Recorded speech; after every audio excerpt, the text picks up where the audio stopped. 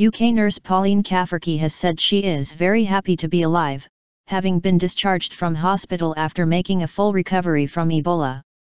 Speaking to the BBC in her first broadcast interview, Ms. Cafferkey, 39, admitted she had felt like giving up as her condition became critical.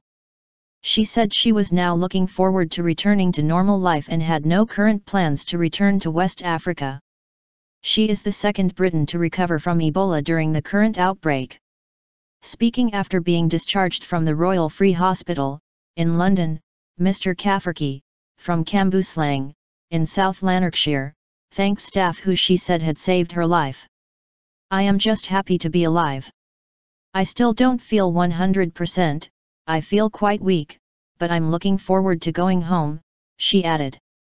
Definitely frightened.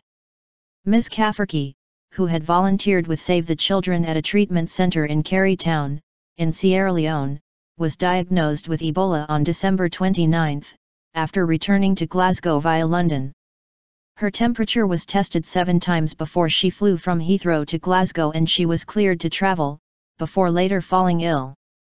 She was placed in an isolation unit at Glasgow's Gart Naval Hospital after becoming feverish, before being transferred by a RAF Hercules plane to London on December 30.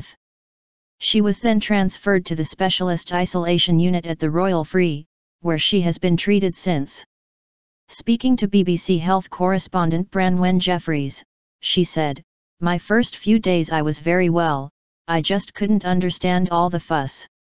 However, she said she was definitely frightened having witnesses the virus firsthand in Sierra Leone. "Obviously at the back of my mind I had seen what could happen and what could potentially happen to me." After 3 or 4 days Ms. Cafferkey said her condition began to deteriorate, with the hospital announcing she had become critically ill on January 4. Asked if there was a point she felt she would not make it, Ms. Cafferkey said, "There was a point, which I remember clearly. I do remember saying, that's it, I've had enough." She said she had no sense of time in hospital and cannot remember an entire week when the virus took hold. Selflessness and courage. She said she received letters and cards from people around the world, including people in Sierra Leone and from other nurses who wrote to say she made them proud of their profession. Asked if she wanted to return to Sierra Leone, she said, "I would have to think seriously about it. I am definitely going to give aid work a break for a while.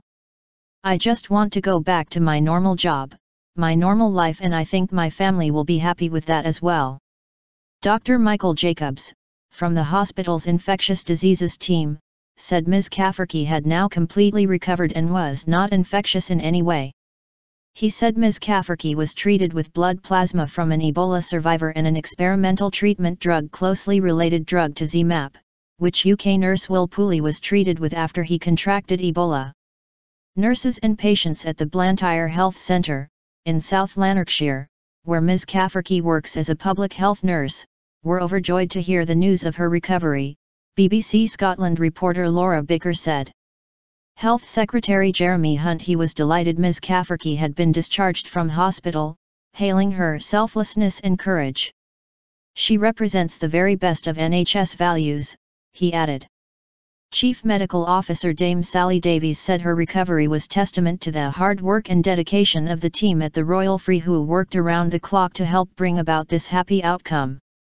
Save the Children is investigating how Ms. Cafferkey contracted the disease.